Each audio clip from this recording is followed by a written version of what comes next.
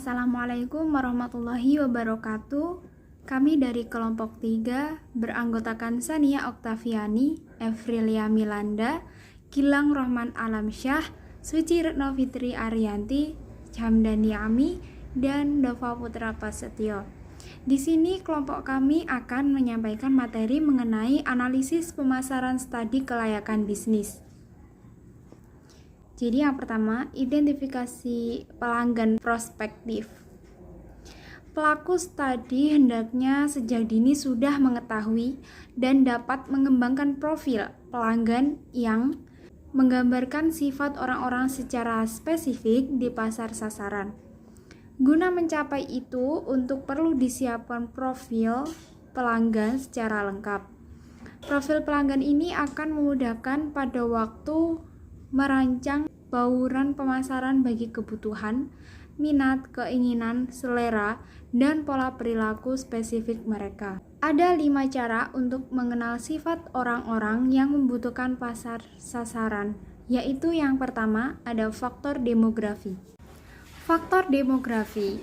Faktor ini mudah diukur, yaitu menyangkut umur, jenis kelamin, tingkat pendapatan, pekerjaan, kebangsaan, tingkat pendidikan, suku, agama, status keluarga. Jenis informasi ini telah dicatat secara rapi oleh Biro Statistik atau BSP. Selanjutnya ada faktor geografi. Pelanggan dapat digambarkan melalui tempat tinggal mereka. Faktor ini menyangkut mereka tinggal di utara atau selatan, daerah kota atau pedesaan, beriklim panas atau dingin, daerah tropis atau daerah kering. Yang ketiga adalah faktor psikografi. Faktor ini berhubungan dengan gaya hidup masyarakat yang diarahkan pada apakah mereka berwatak ramah atau pendiam, percaya diri, dan berminat mencoba hal-hal baru, energik, dan senang berolahraga. Yang keempat adalah faktor manfaat. Orang yang pergi ke restoran karena makan yang ditawarkannya, tetapi ada juga yang ke restoran karena menyukai kokinya, suasana, dan pelayanannya. Yang kelima yaitu faktor guna. Faktor ini lebih identik dengan pelanggan pemakaian produk atau jasa karena alasan yang berbeda-beda. Menyangkut profil pelanggan, analisis pasar, dan seleksi segmen pasar menuntut agar suatu usaha baru dapat menggambarkan profil pelanggan yang memperlihatkan sifat yang unik dari pasar sasaran. Profil pelanggan dapat dipandang dari berbagai sasaran.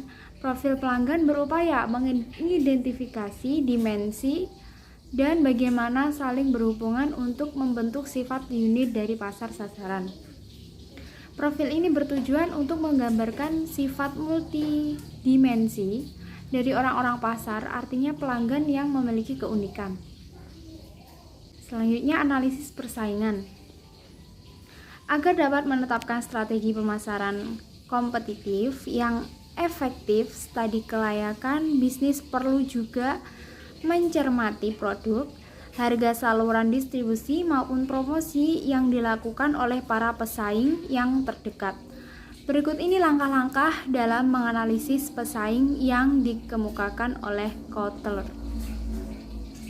Yang pertama ada mengidentifikasi pesaing, yang kedua menentukan sasaran pesaing, yang ketiga ada mengidentifikasi strategi pesaing, yang keempat menilai kekuatan dan kelemahan pesaing, selanjutnya ada mengestimasi pola reaksi pesaing, yang keenam ada memilih pesaing. Selanjutnya ada strategi pemasaran. Strategi pemasaran adalah tahap dalam menentukan kekuatan dan kelemahan usaha yang ada dengan melakukan bauran pemasaran. Bagi pemasaran produk barang, manajemen pemasaran akan dipecah atas 4. Kebijakan pemasaran yang lazim disebut sebagai bauran pemasaran atau marketing mix atau 4P. Dalam pemasaran yang terdiri dari 4 komponen, yaitu adalah yang pertama adalah produk, yang kedua harga, yang ketiga ada distribusi, yang keempat ada promosi. Selanjutnya, bauran pemasaran produk jasa. Untuk jasa, baurannya dapat diperluas lagi dengan menambah tiga elemen lagi, yaitu yang pertama elemen orang atau people, yang kedua adalah bukti fisik, yang ketiga ada proses jasa itu sendiri. Selanjutnya ada rencana pemasaran. Perencanaan adalah proses menentukan dengan tepat apa yang dilakukan organisasi untuk mencapai tujuannya.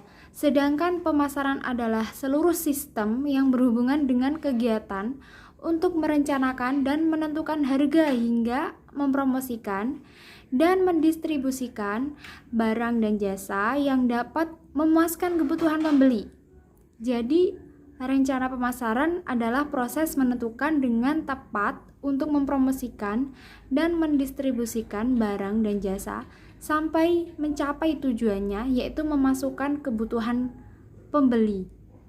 Berikutnya ada langkah-langkah dalam pembuatan rencana pemasaran, yaitu yang pertama ada mengidentifikasi segmen pasar atau peluang dan ancaman.